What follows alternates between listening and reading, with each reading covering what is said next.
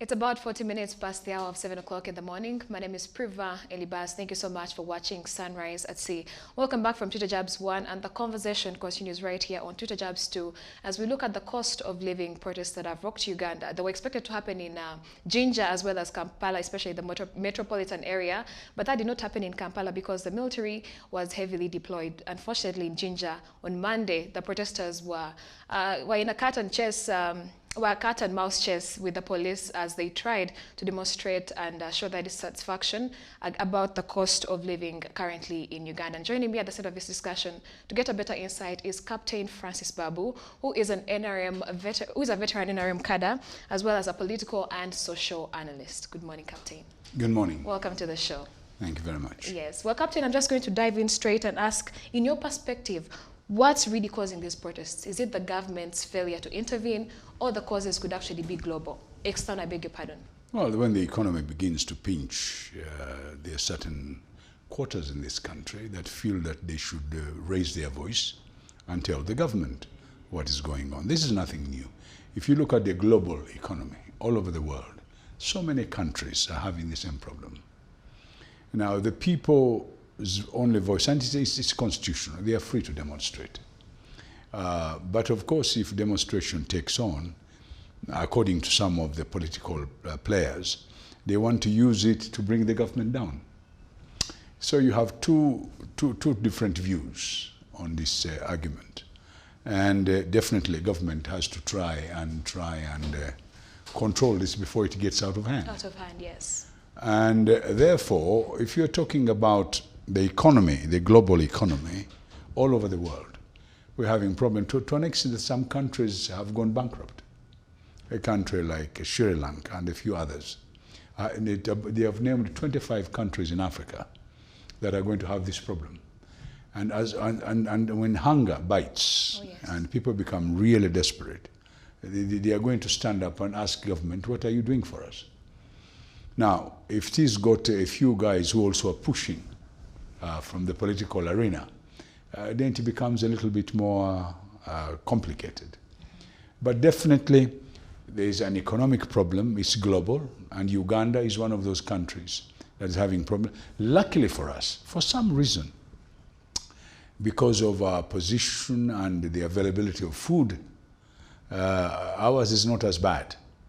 But there are countries in the African continent that import food. And once you begin importing food, you're in a lot of problems. You're in trouble, yes. Yes. And some of these countries they depend on wheat, for example. There's some Arab countries that import wheat. And the countries that export a lot of wheat is Russia and Ukraine. And they are having a lot of problems. But as long as this is there, and we're a third world country that is not very rich, we're bound to have these skirmishes. Yes. But apart from actually demonstrating and showing up at the streets, at a time like this, what other options do Ugandans have to express their dissatisfaction? Well, the other one is going through Parliament. That is our mouthpiece. We've elected members of Parliament to come up and talk. But even when they are talking, they are part of the government. They actually, at the end of the day, decide on measures that are going to be taken. For example, we are having problems in Karamoja as we talk right now. And I'm personally, I'm very concerned about that. But if you also look at the geographical area, which spills over into the Kenyan side, Kenya has been having that longer than we have. People have died in the Turkana area. Yeah, the Turkana area, yes. And it becomes a little bit more difficult. Now, the economists in both countries, in all these countries in East Africa, have got ways and means of telling us what should be done. Some economists think that there should be an intervention by government, and some neighboring governments have tried to put subsidies on fuel and all those things. Commodities, yes. Some economists are saying, no, if you do that, you make the inflation even worse. Others saying that we should maintain this and find other ways of trying to mitigate the problem. And the only way to mitigate that problem is by production. Production is a slow process. Locally. Yeah, it's a slow process. And the biggest area where we can enhance production is in agriculture. The other area where they are talking about what we have like minerals and other commodities that we can try and sell is also a long process. So the question is, what is the fastest way to try and mitigate this problem? Is it by intervention by government? Then the next question is, where do they get the money from to intervene? When we have a debt of about 77 trillion shillings. Oh, you have a lot of debts. We are supposed to pay about 17 every year. Now, as we talk right now, the government has reduced their budget to be able to survive. And when you reduce the budget, it means you cannot pay for certain things. Therefore, if you say you are going to intervene in fuel, to me, the biggest problem is actually the fuel now. It is a multiplier effect in the whole economy. Even the food is now beginning to become expensive, even our local food. So we are between the rock and the hard place. What do we do? And therefore, government, I'm told the president is going to talk, I think, tonight? Yes, he's going to address the nation tonight. And one of the things that I would advise they talk about is actually Karamoja. We are all very concerned. Whilst the other part of the country is suffering at the same time, but Karamoja is the worst hit by this problem. Now, the Karamoja question is very complicated. It's got a lot of things in it, and we do hope that they'll find a solution. But the economy, as we talk right now, people have been saying, oh, it's between because Russia and Ukraine are fighting. Basically, it is Russia and the NATO countries. When you look at it, all the other NATO countries are having problems with their inflation. Their inflation is around between 8 and 10%. And the other way around, Russia's inflation has gone down and their ruble has become stronger. And we now find out, even with the so-called sanctions, the Western countries have been buying from Russia. Yes. And therefore, this argument about our inflation here, the central bank has put up the interest rate. We're at around 8.5%. That is supposed to mitigate the inflation. It is not doing so. So it's a very complicated situation we're in. Even the economists are going back on their drawing table all the time. So the important thing now, and right now, is government should come out very clearly and tell people what they can do and what they can't do. What they cannot I mean, we've got to be honest to the people of Uganda. And this business of saying, oh, reduce the tax. If government reduces the tax, where would they get the money even to pay salaries? Because our salary comes out of taxation. But, Captain, you can see how Ugandans will be dissatisfied and not agreeing with the government's position, especially not to give them the tax exemptions or create some subsidies for them on some of these commodities that they need to use in their daily life, their basic commodities. So when Parliament is procuring cars for members of Parliament, is procuring cars for the Deputy Speaker and the Speaker of Parliament, is giving members of Parliament incentives, Ugandans do not seem to understand. No, that's why I'm saying that the government has to become very honest. Yeah? What are the problems? Now, you've got a short term, you've got a long term. Yes. Now, in the short term, what can we do to alleviate this problem? You've brought a very good point. Is our administrative cost very high? We're talking about government. Is the administrative cost of the government very high? The answer is yes. First of all, that parliament is too big. Yes. 500 people is too much. Can we afford it? Can we cut the cloth to our size? That's number one. Number two, the president's office, special advisors, there are too many. Can we reduce this? The ministers are too many. Too many, yes. The expenses of other costs, transport, fuel, and whatnot, running our government is too high. Can government show some sort of mitigating by reducing some of these things in a nice way? We're not saying that we are against any of these, but we can't afford them. It's not that we don't want them, but we can't afford them. We can't afford. And therefore the president, in honesty, has to completely say, listen, enough is enough. We can't afford this. Members of Parliament, what do you think? We should reduce our Parliament to about 200 people or less. Having 500,000 people, I mean 45 million, and if you divided it by 250 people per member of Parliament, you reduce that thing to below 200 people. 200 people can debate. And they can look at after our country. In fact, if you wanted to be a little bit naughty, 150 people are enough to run our parliament. And we get, and the advisors, when the minister is swearing in, he's supposed to be an advisor to the president. He will give counsel to the president. If that's so, then what do we need the advisors for? So those are all questions we're going to ask. Are the expenses, the opulence you've just talked about, having the state-of-the-art vehicles, bulletproof, and is it worth it really? So at the end of the day, the government of Uganda has to stop, has to say, wait, listen, enough is enough. We cannot afford this. And sit down with all our leaders and come out with a solution. It's having so many districts, 140 districts. Do we need all that? Or should we go back to the regions where we are having, when we got independence, we had 15 districts. Can we make it 15 regions? And instead of having so many districts, and then what we call districts today become counties. And then small, then we can review our model. These things are not cast in stones. Yes. And therefore, to me, the short term is to reduce the expenditure of government, take some of this money, help the Karamojongs to get out of this problem. The rest of this money, try and intervene in areas which can help. Even if you don't reduce taxes and whatnot, but at least there can be some sort of interventions that can help the economy to run. For example, putting more money in agriculture, and therefore reducing the cost of food.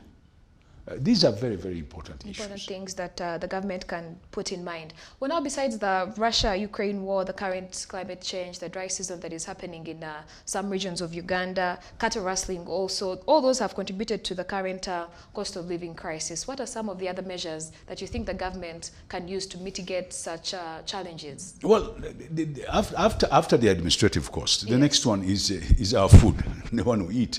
And therefore agriculture, and you've just talked about the weather. Therefore we're talking about irrigation, irrigating our farms and getting the local person, the small farmer, to realize that he's an important person, to respect them.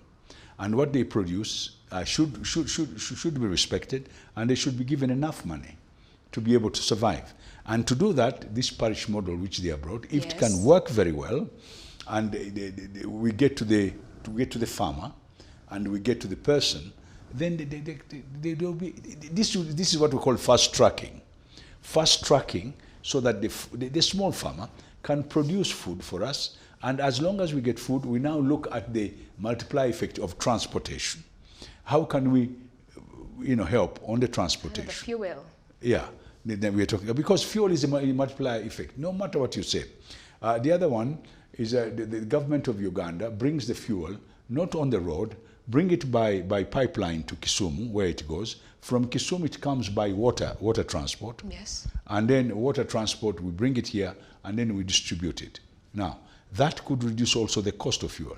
I was very happy when I saw the president talking to the foreign minister / prime minister of Russia. Russia, yes. If they can give us fuel slightly, because the fuel is at about $109 a barrel now, if we can reduce it by 30%, which he has done for India and China, and reduce it to about $70 or $80, that means the fuel will come down.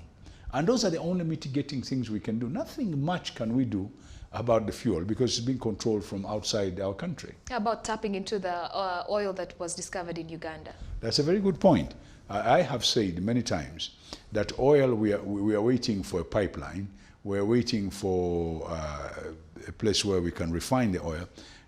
Why can't we export the oil as it is, using the water transport again, and if possible, find out if the Kenyan government can use the pipeline to take it to Mombasa and so on and so forth. Now, these are questions which are burning, and why should we wait? If they can take the oil, because they were saying, oh, taking the oil by road is very, very expensive. Fine. How about taking it by road? By water transport? Yes. There are many things we should explore, and I think for purposes of not telling lies, it's not oil we have. We have marble in Karamoja. Marble, they have told us that the deposits we have if we were to sell them, they are more than oil. That's what they say. They're telling us there's gold. Yes. Question is, if there's gold, how can our government quickly go into the fast track and get this gold? First of all, to have deposits in our own country, in our own bank, so that we have better reserves, and so on and so forth. So there are many arguments we can have. Then there is cobalt. What happened to cobalt? We were selling cobalt. Is it still being sold and we don't know about it? Because some people were saying actually it is being taken out of the country. So the next thing is, we're talking about soap, and soap requires palm oil. We're talking about palm that we've planted throughout our islands, and some are in the Bujo area.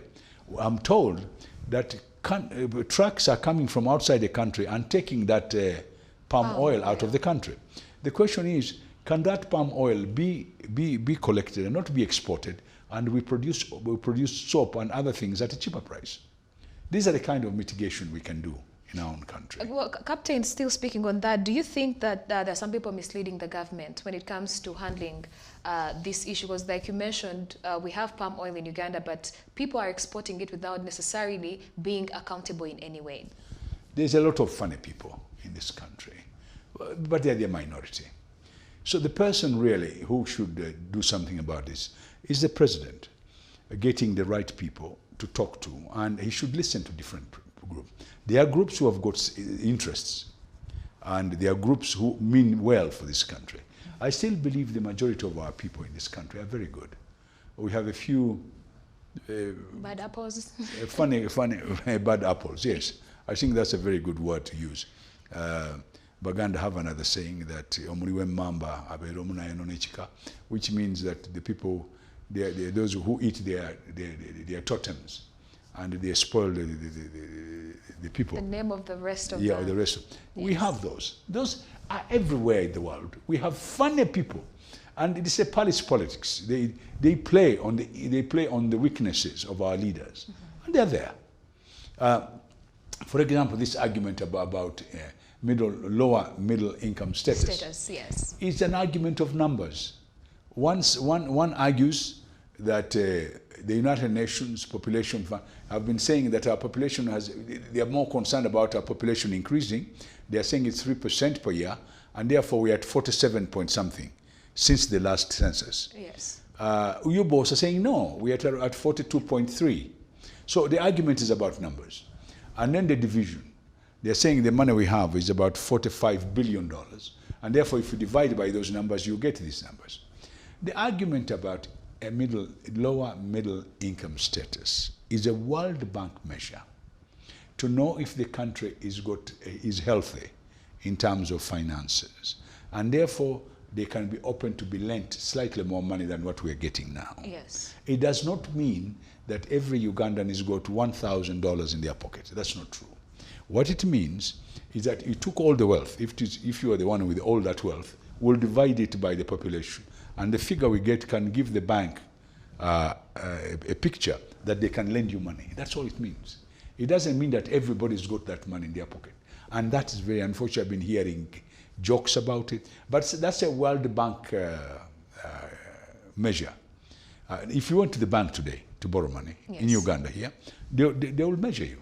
How much do you have in terms of status? Do you have land? Do you have a house? Do you have a car? And all these things are put down, and they have to say, okay, how much do you want to borrow? You say, I want 100 million. Say, no. From our calculation, you can only get 50. Yes. So this is basically what the World Bank does. They use that data to try and say, okay, Uganda, from what they are doing reasonably well. They are to one middle income status. Instead of lending them 10 billion, we can lend them 15. That's all it means. Now, again, the World Bank does this to protect the country so that they do not go into debts which are more than they have. As we talk right now, there are countries in Africa that have got debts which is more than the money they have. Yes. They are 100% GDP, 100%, 110%, 80%. One of our neighboring countries at 70%. Another one is at 75%. Uganda and Tanzania are the lowest in the East African community. And even then, it's still very high, because we're talking about 52, 53. 54%, yes, Yeah, for 54. Uganda. It's still very high. Something for Tanzania. It's still very high. And so the argument of Uganda, that's why the president was excited, because UBOS gave him the number. Their population was, they calculated, was at 42 point something percent. And if you divide it by the money we had, it would come to about that. Yes. But that is the lower threshold. And you must maintain that lower threshold for 3 years before you are counted among the middle income status. Yes. So the president was not wrong. He got numbers and he told us. And a lot of people got excited about it. But when I check my pocket, I don't have that kind of money. No, that's not what it means. And lastly, but my economists have things like gross domestic product, GNI, triple P. These are calculations that give them a picture how the country feels like. And the population increase in our country is quite high. Mm-hmm. Is it for the good? Is it for the worst? But when that high population is divided into the money we have, it eats away. And then the growth of our country before COVID was 6%. After COVID, we were at 3.5%. So all these things are calculated, and these economists tell us. My friend actually describes economists as meteorologists. They're like the weather forecast. Weather forecast. Yes. So they are forecast. So we can continue and argue about this, but basically, our country is not all right. We need to find solutions to the problems we have. That we have. And the quickest one, administrative costs. Second one, going to the production area. The best one is agriculture at the moment. Thirdly, we have certain things we can sell right away. We are talking about cobalt. We are talking about marble. We are talking about, they told us we have gold. And we have some precious stones. People have been stealing those precious stones. And if today you go to a place like Karamoja, you find some beautiful hotels have been built. A lot of people are there because they want to exploit these minerals. So the question is, what do we do? Could this problem of minerals and the riches of Karamoja be part of the problems of having hunger in Karamoja? They say the crop failed. Of course, no irrigation. Some years ago, they built beautiful dams there for cattle. What happened? So all these questions have to be answered. So when the president comes on tonight, we expect him to talk about Karamoja and give us facts. So honesty to our people is extremely important. The reason why you see people are not happy, they feel that they are not being given the facts. Yes. And that there's dishonesty. On the part of the government. On the part of the government. Well, now still speaking about Ugandans being very dissatisfied and angry, if the government was actually to allow the disgruntled Ugandan to protest peacefully with the help of police, do you think it would actually reduce on the public anger, or we just need solutions? Well, that is the ideal situation. Nice people coming out to say, we are not happy. The police stands there and they walk. But then there are people who are fueling, not doing that, but actually to bring the government down. And they actually say it openly. I hear one of the political leaders says, oh, we're now going to demonstrate and remove Museveni from power. Now, when you say that, what do you expect the government to do? No, they will deploy police. You cannot demonstrate peacefully. You cannot, if you are not going to demonstrate peacefully, and your aim is to remove the government, what do we expect? So, every time you want a confrontational politics, you see, this is the argument. Do you confront the politics? Do you do it peacefully? Do you dialogue with the government? So there are many things you can sit down. Personally, I think we have misunderstood leadership. And some of us believe leadership, you should use force. Others believe you should insult people. Other media is also giving false information. Yes. And therefore it is not correct. So government is in a precarious situation. How do they handle situations like this? Yes. And by the way, don't underestimate government. They have got a national security committee where the president is the chairman, and all people in government sit on that, and they come up with a solution to the problem. And don't forget, they get intelligence. You say you're going to demonstrate. They already know what you decided, what you're going to do. They know who's going to do it. The only thing that sometimes I catch government on, the cameras of our media usually go when people are being arrested. They never show us where the whole thing starts from. You mean government just arrests anybody, or there is a reason for arresting somebody? So all these things have to be made clear, and I think the security group have not really been honest with us. They keep everything, the cards on their chest. They never tell us what is going on. What's going on? They never mentioned that. Well, Captain, also in this economic crisis, you did speak on the parish development model. So between the money that's perhaps going to come from the parish development model and food supplies, maybe intervention like coming from the government, like how it happened back in the COVID-19, which one is more effective? What can we do to actually alleviate Ugandans out of this situation? I just told you a few minutes ago that somebody says we should go and... Because people are also struggling with things like rent, no, they say, fees. we are going to demonstrate peacefully. If you read the parish model on paper, fantastic. If it worked the way it's written on paper. Within 1 year, the Uganda will change. The question is it going to work the way, because they said they were going to give them 100 million. Already I'm told they have gone all the way down and down to 7 million.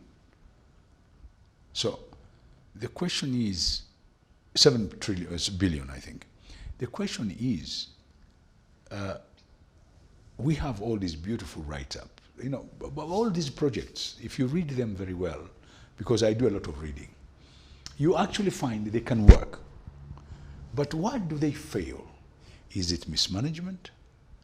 Is it corruption? Is it sabotage? What is it? Because if you look at a parish model, if we really went into that parish and we did the things that have been put down, they've got 7 pillars. Mindset change, telling them what they should do in that area. In the area, maybe they grow coffee, they grow cotton, they grow this, they grow cocoa, they grow food. If we could grow food at the standard that's required. As we talk right now, did you know that we export a lot of vegetables to Europe in an aeroplane? And the standard is very high. Yeah. If that means that we can actually bring those standards up. But the people who export, who are they? Now, these are the kind of things that we should do in a parish model. Yes. So that they produce food of a given standard. That's ready market. And now, the government's job, and that is why I'm happy by the parish model saying we should have societies and cooperatives. That means the people themselves will form societies and cooperatives and be able to sell food of a given standard, which we know that they have already started, they started doing it a long time back. The next question is, if we can bring milk up the standard where it is, produce butter and now cheese, and produce powdered milk, which we are now exporting in the foreign countries, the next question is, why can't agriculture come to the same standard? If we can do it for milk, we can do it for agriculture. That means that there is a weakness, and that weakness, we must fight it. And the president and his team must fight those weaknesses and make sure the people of Uganda are getting good food of a very, very high standard. Okay, well, Captain, your final closing remarks in regards to the cost of living protest and the situation in the country at large. Well, the protest is going to be there, and the government should find a way to try and explain to the Ugandans, honestly, what they can do. And they should come out with measures which are going to help to mitigate this problem. It's not going to blow away. We're not going to close our eyes and when we open, everything is gone. No. We've got to find solutions to the problems which are there.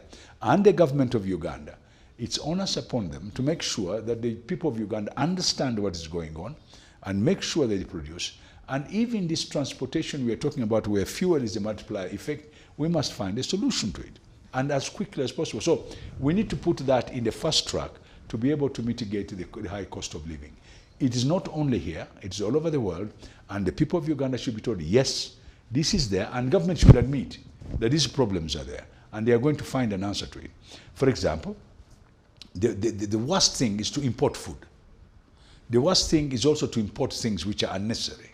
Oh, still talking about economizing. Yeah, yes. we need to restrain ourselves. We need to live within our means. Even local languages have got names.